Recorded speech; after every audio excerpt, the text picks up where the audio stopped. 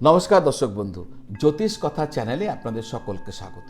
দর্শক বন্ধু, আজকের আলোচনা 2025 ধনু রাশির মানুষদের জন্য কেমন যাবে, এই হলো আজকের আলোচনা। প্রথমেই বলবো স্বাস্থ্যভাবের কথা। শনির গোচর বছরের শুরু থেকে মার্চ মাস পর্যন্ত স্বাস্থ্যক্ষেত্রে ভালো ফল দিতে পারে, কিন্তু মার্চের পর শনি আপনার রাশি থেকে চতুর্থভাবে গোচর করলে স্বাস্থ্যের দিক থেকে কিন্তু ফল তখন ভালো পাওয়া সম্ভব হবে না।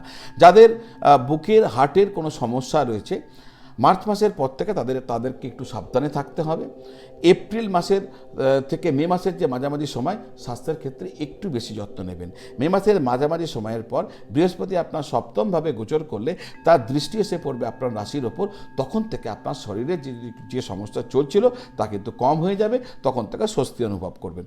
আসা যাক পড়াশোনা, বিদ্যাভাব। ধনুরাশির ছাত্রছাত্রীদের জন্য পড়াশোনার ক্ষেত্রটি গত বছরের তুলনায় এবছর ভালো হতে চলেছে।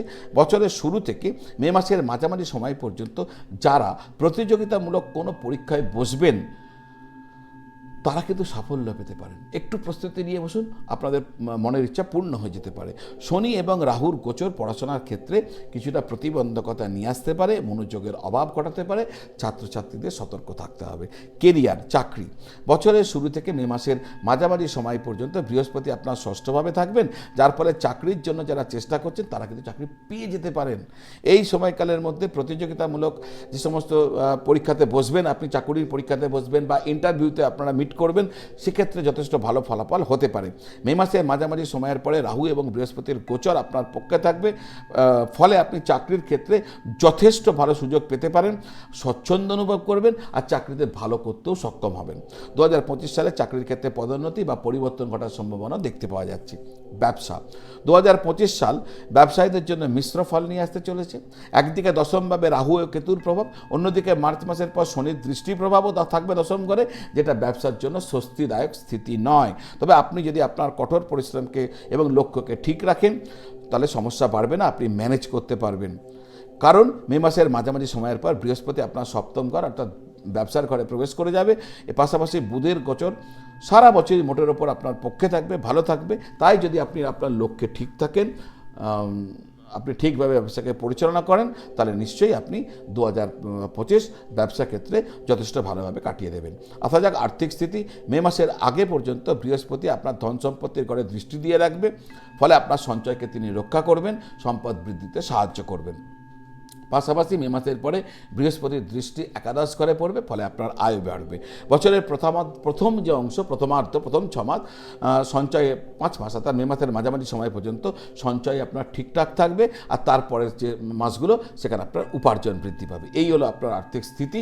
গাড়ি বাড়ি ভূসম্পত্তি, জমি জমা, ফ্ল্যাট, বাড়িঘর এই সমস্ত কেনার জন্য বা এই সমস্ত করার ক্ষেত্রে 2025 আপনার জন্য অনুকূল নয়, কিছুটা দুর্বল।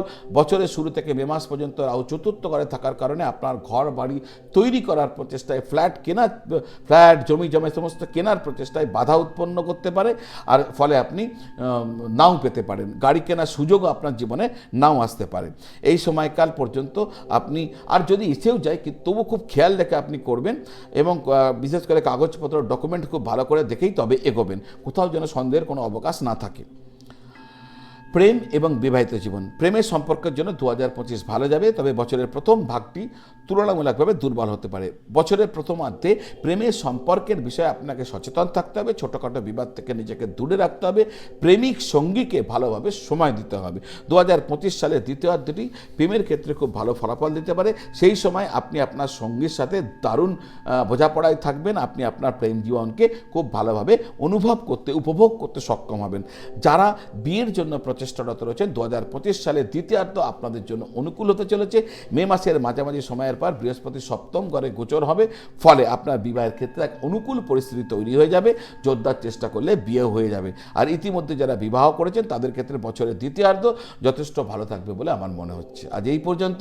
আর হ্যাঁ, যদি চ্যানেলটি এখনো সাবস্ক্রাইব করেননি, তাহলে এতক্ষণ যখন দেখেছেন মনে হয় ভালো তাই দেখেছেন, চ্যানেলটি সাবস্ক্রাইব করে বেল আইকন প্রেস করে আমাকে একটু সাপোর্ট করবেন। সকলে ভালো থাকুন, সকলকে ভালো রাখুন। নমঃ শিবায়।